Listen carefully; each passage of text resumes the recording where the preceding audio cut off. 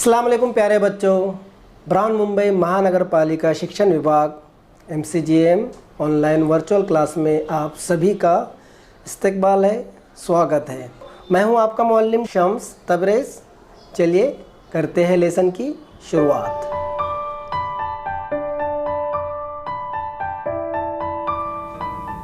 तो चलिए शुरू करते हैं आज का हमारा लेसन हिंदी लोकवाणी 10वीं कक्षा के लिए।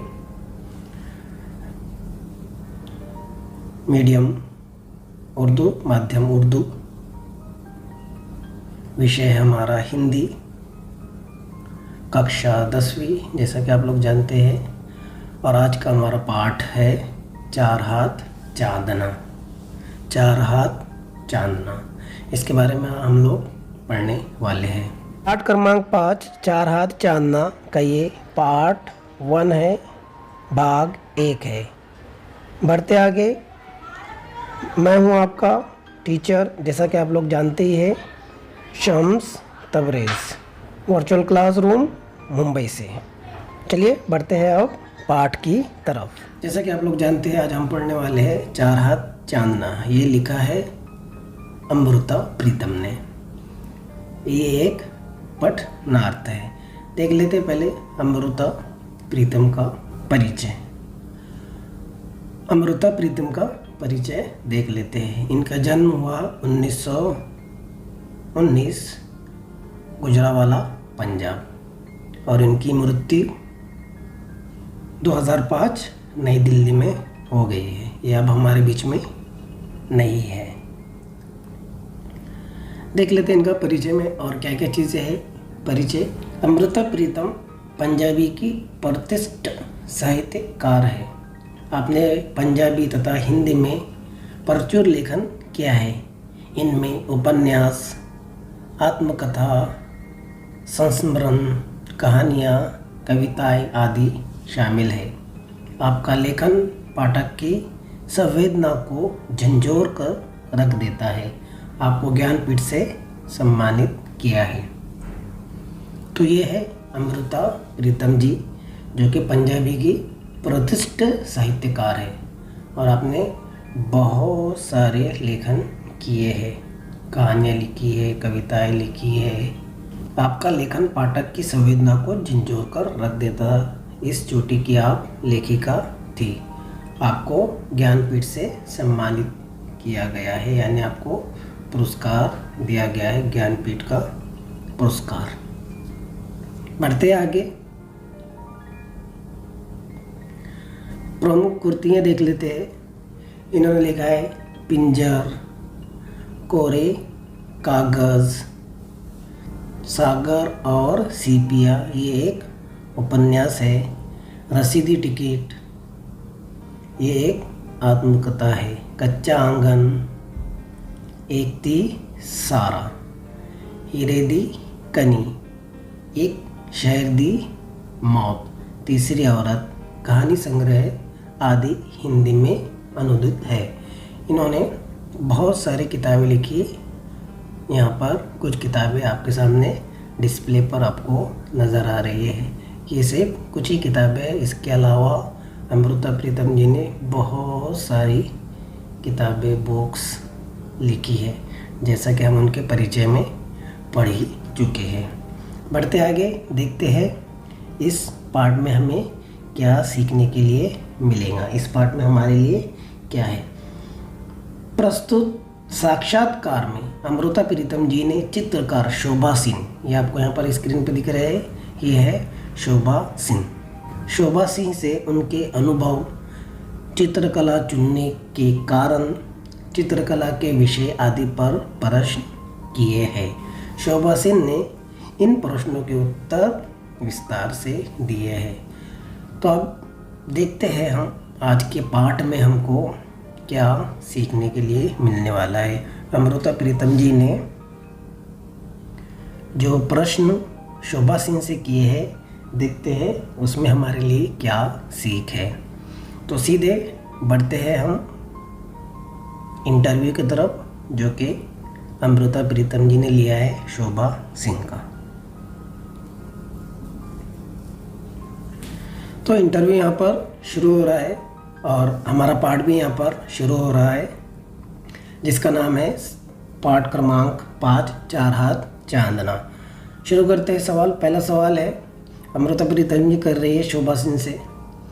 शोभा सिंह जी, चित्रकला में तकनीकी और रूहानी पहलू से जितना अनुभव आपका है, वर्षों के हिसाब से भी और चिंतन की गहराई के हिसाब से भी उतना इस समय हमारे और किसी कलाकार का नहीं है। कलाकार के क्रम की व्याख्या करनी हो तो आप किन शब्दों में करेंगे? ये पहला सवाल अमृता प्रीतम जी ने किया है शोभा सिंह से कि चित्रकला में तकनीकी और रूहानी पहलू से जितना अनुभव आपका है वो शोभा सिंह से कह रही है। इस हिसाब से भी और चिंतन की गहराई के हिसाब से भी उतना इस समय हमारे और किसी कलाकार का नहीं है। और शोभा सिंह जी पूछ रही है कलाकार के क्रम की व्याख्या करनी हो तो आप किन शब्दों में करेंगे? आइए देखते हैं शोभा सिंह ने इसका जवाब क्या दिया है। बढ़ते आगे, देखते हैं जवाब। शोभा सिंह कह रहे हैं, सबसे पहले सत्यम, शिवम और सुंदरम का क्रम बदलना होगा। क्या बदलना होगा? सत्यम, शिवम, सुंदरम। मैं इसे सुंदरम, शिवम और सत्यम का क्रम देता हूँ। सुंदरता के लिए नज़र सबसे पहली अवस्था है और सत्य उसकी तीसरी अवस्था है। यह विकास की क्रिया है जिसकी पहली मंजिल सुंदरता की कल्पना है। उसी कल्पना को जिसे आप अक्षरों के माध्यम से कागज़ पर उतारती है, चित्रकार रंगों और लकीरों के माध्यम से कैनवस पर उतारता है। शोभा सिंह जी क्या कह रहे हैं, क्या जवाब दे रहे हैं कि सबसे पहले सत्यम, शिवम और सुंदरम का क्रम बदलना होगा। शोभा सिंह जी कह रहे हैं कि सत्यम, शिवम और सुंदरम का क्रम बदलना होगा। तो सबसे पहले देख लेते हैं सत्यम, शिवम, सुंदरम क्या है। शिव की महिमा में भक्तों ने कहा सत्यम, शिवम, सुंदरम। सत्यम ईश्वर की परम सत्य है, ईश्वर ही परम सत्य है, ऐसा हिंदू रिलीजन, जो हिंदू मज़हब के लोग हैं उनका ऐसा मानना है कि सत्य पर समय की धूल नहीं चढ़ती, सत्य सत्य ही रहता है। शिव का अर्थ है कल्याणकारी, शुभ, पवित्र, सभी को शांति, सुख, आनंद प्रदान करने वाला। और सुंदरम का मतलब है शिव ही सुंदर है, जो सत्य है, शुभ है, वही सुंदर है। कुछ लोगों का ऐसा मानना है कि सत्यम, शिवम, सुंदरम इन तीन शब्दों में जीवन का अर्थ समाया हुआ है। सत्यम यानी अपने सत्य स्वरूप को पहचानना। शिवम का मतलब है कि हमारे मन में सभी के लिए शुभ भावना और शुभ कामना होना चाहिए।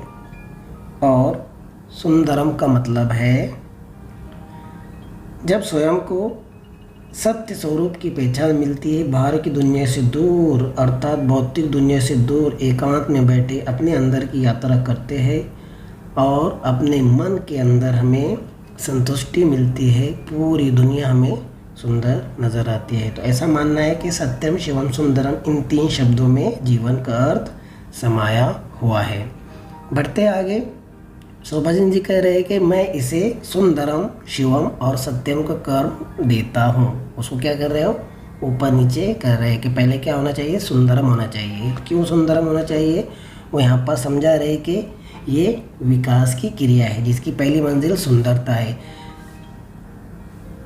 उसी कल्पना को जिसे आप अक्षरों के माध्यम से कागज़ पर उतारती है। शोभा सिंह जी किससे कह रहे हैं, अमृता प्रीतम से जी कह रहे हैं कि जैसे आप कागज़ पर उतारती है और एक चित्र का रंगों और लकीरों के माध्यम से कैनवस पर उतारता है, तो इस तरह का क्रम होना चाहिए। क्या होना चाहिए, सुंदरम पहले आना चाहिए, शिवम और फिर सत्यम। ये ऐसा उनका मानना है शोभा सिंह जी का। क्या कह रहे हो कि आप जैसे कागज़ पर उतारती है और मैं कैनवस पर उतारता हूँ। बराबर। बढ़ते आगे अगले सवाल की तरफ। अगला सवाल प्रीतम जी कह रही है, चित्रकला का माध्यम आपने कैसे चुना? आपने चित्रकला को क्यों चुना?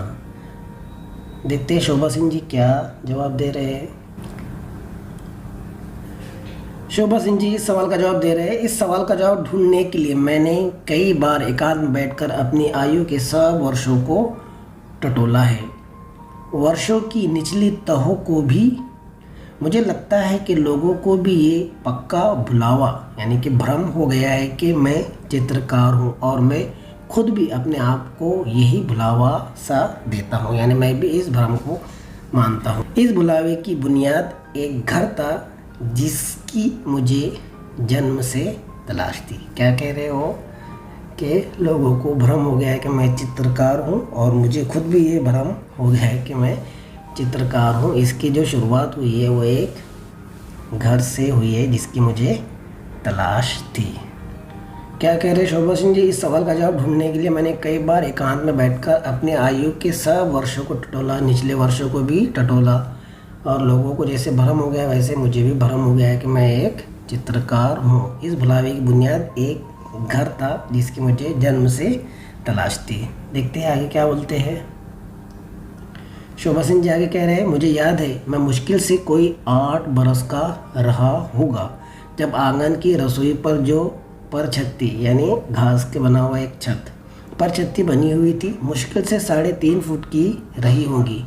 मैंने उसे धो पोंछ कर अपना घर बनाया था, और उस परछत्ती के साथ जो कुछ हाथ खुली जगह थी वहाँ 2 टूटी हुई हड्डियाँ रख कर इनमें मिट्टी भर कर चंपा के पौधे लगा लिए थे।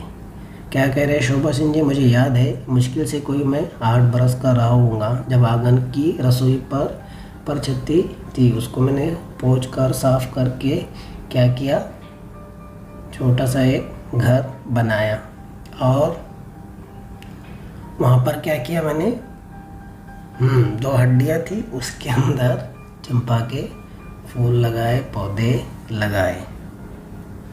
बढ़ते आगे। आगे कह रहे हैं शोभा सिंह जी उसी सवाल के जवाब में कि मैं चित्रकार कैसे बना।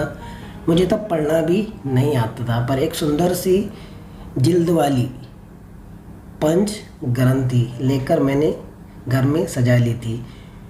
उसके लिए एक चावर भी ढूंढ लिया था जो दीमक का खाया हुआ था। साथ ही 3.5 फुट की परछत्ती की दीवारों पर जो भी कागज़ों की तस्वीर मिली थी लगा ली थी, और घर सजा लिया था। वो घर भी ना बना और मैं ख्याली घर की दीवारें सजाने के लिए तस्वीरें बनाने लगा। तो इस तरह चित्रकार का क्या हुआ, जन्म हुआ। क्या कह रहे हो, मुझे तब पढ़ना भी नहीं आता था। छोटे से घर में मैंने क्या किया, पंच ग्रंथ लगा लिया, फिर जो कागज़ मिले, जो ड्राइंग मिली वो वहाँ पर लगाते गया। वो घर तो नहीं बना लेकिन मैं चित्रकार बनता चला गया। बढ़ते आगे, देखते हैं अगला सवाल। अमृता प्रीतम जी पूछ रही है शोभा सिंह से, आप औरत को औरत के तौर पर महत्व नहीं देते, केवल माँ के तौर पर महत्व देते हैं, ऐसा क्यों? क्या पूछ रही है अमृता प्रीतम जी? आप औरत को औरत के तौर पर महत्व नहीं देते, मतलब औरत को औरत के तौर पर महत्व ना देते हुए बल्कि केवल माँ के तौर पर महत्व देते हैं, ऐसा क्यों? देखते हैं शोभा सिंह जी क्या जवाब दे रहे हैं, क्या उत्तर दे रहे हैं इसका। शोभा सिंह जी कह रहे हैं, मैं रचनात्मक शक्ति के संबंध में कह रहा हूँ। रचनात्मक शक्ति, मुझे औरत को औरत कहने में कोई दिक्कत नहीं है, मैं यहाँ पर रचनात्मक शक्ति के संबंध में कह रहा हूँ। जैसे अमृता का महत्व उसके लेखिका होने के कारण है। किसके कारण है? अमृता प्रीतम जो कि इस पाठ की लेखिका है ना, उसका महत्व लेखिका होने में है। शोभा सिंह का चित्रकार होने में है। अमृता प्रीतम का काय में है लेखिका होने में यानी लिखने में, और शोभा सिंह का काय में है महत्व चित्रकार होने के कारण, बराबर ना। उसी तरह औरत का महत्व उसके माँ होने के कारण में है। क्या है? माँ होने के कारण। जितना महत्व माँ को है उतना महत्व और किसी औरत को नहीं है, बराबर ना। तो वो चीज़ महत्व रखती है कि आप इंसान तो है, लेकिन आप इंसान कौन है, वो चीज़ महत्व रखती है। जैसे अमृता प्रीतम जी क्या है? लेखिका है, ये उनकी महत्वता है, ये उनका महत्व है। शोभा सिंह जी चित्रकार है, ये उनकी महत्वता है। वैसे ही एक औरत है और औरत का महत्व उसके माँ होने के कारण है। उसकी रचनात्मक शक्ति उसके माँ होने में है। अपने अस्तित्व की धरती में वो एक बीज को धारण करने के लिए माँ बाप भाई बहन घर सहेलियाँ सब कुछ छोड़कर वो एक नई और ऊपरी धरती पर चली जाती है। ये कितनी बड़ी साधना है। यही उसकी कला है, उसकी देवी शक्ति है, उसका ज्ञान है। इसी जगह वो जीनियस है। समझ में आ रहा है आपको? अमृता प्रीतम ने जो सवाल किया था उसका जवाब यहाँ पर शोभा सिंह ने इस तरह दिया है। बढ़ते हैं आगे, देखते हैं अगला सवाल।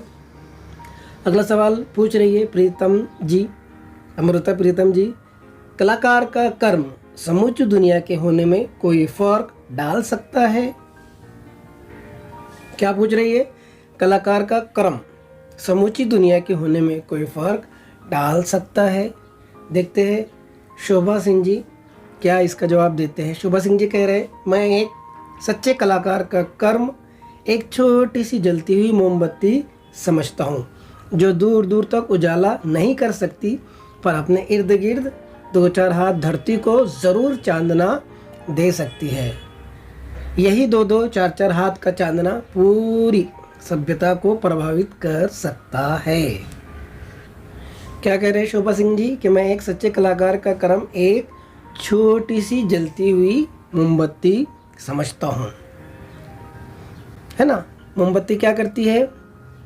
उजाला करती है, लेकिन सूरज जितना उजाला करती है क्या? नहीं, बल्कि इतना उजाला करती है कि अंधेरे में रोशनी आ जाए। शोभा सिंह जी कह रहे हैं जो दूर तक उजाला नहीं कर सकती, पर अपने इर्द गिर्द दो चार हाथ धरती को ज़रूर चांदना दे सकती है। चांदना दे सकती है मतलब रोशनी दे सकती है। और यहाँ पर हमारे पाठ का नाम भी यही है, चार हाथ चांदना। क्या कर सकती है वो? दो चार हाथ धरती को ज़रूर चांदना दे सकती है। यही दो दो हाथ चार चार हाथ का चांदना पूरी सभ्यता को प्रभावित कर सकता है। एक मोमबत्ती जली, उससे दूसरी जली, उससे तीसरी जली। यही कह रहे हैं शोभा सिंह जी कि एक एक हाथ दो दो हाथ चार चार हाथ चांदना पूरी सभ्यता को, यानी पूरी सभ्यता को क्या कर सकता है? प्रभावित कर सकता है। यह है कर्म एक सच्चे कलाकार का, शोभा सिंह जी कह रहे हैं। बढ़ते आगे, देखते हैं अगला सवाल। अगला सवाल अमृता प्रीतम जी कर रहे हैं कि हमारी धरती का यथार्थ बहुत भयानक है। क्या आप कभी वो यथार्थ चित्रित करना चाहेंगे? क्या कह रही है अमृता प्रीतम जी? हमारी धरती का यथार्थ बहुत भयानक है। यथार्थ मतलब सच्चाई, बहुत भयानक है, बहुत भयानक है। क्या आप कभी वह यथार्थ चित्रित करना चाहेंगे? कभी उस यथार्थ का चित्र बनाना चाहेंगे? शोभा सिंह जी क्या कहते हैं आगे देखते हैं। शोभा सिंह जी कह रहे हैं कि नहीं, वह यथार्थ जगह जगह पर सड़कों की पटरियों पर भी चित्रित हुआ पड़ा है। भयानक गरीबी और अंतहीन दुखों का इतिहास उसे मैं दोबारा कागज़ों पर क्यों चित्रित करूं? ज़िंदगी की खूबसूरती और ज़िंदगी की अच्छाई जो दिनों दिन लुप्त होती जा रही है, मैं उसे कागज़ पर चित्रित करना चाहता हूँ ताकि वो मिटते मिटते कभी हमारी कल्पना से भी ना मिट जाए। क्या कह रहे शोभा सिंह जी के जो हमारी धरती का यथार्थ है, जगह जगह पर, सड़कों पर, पटरियों पर चित्रित हुआ पड़ा है। चारों तरफ आप देखते हैं कि गरीबी है, सड़कों पर गरीबी है, रेलवे स्टेशनों पर गरीबी दिखाई देती है ना। वहाँ पर लोग बैठे रहते हैं बेचारे। उससे मैं दोबारा कागज़ों पर क्यों चित्रित करूँ जो ऑलरेडी हमें दिख रहा है, सड़कों पर दिख रहा है, पटरियों पर दिख रहा है, हर जगह चित्रित हुआ पड़ा है हमारे भारत में। मैं उसे दोबारा चित्रित नहीं करना चाहूँगा। और क्यों करूँ जो कि पहले से ही चित्रित है, पहले से ही उसका चित्र बनाया हुआ है। ज़िंदगी की खूबसूरती और ज़िंदगी की अच्छाई जो दिनों दिन लोप होती जा रही है, ख़त्म होती जा रही है।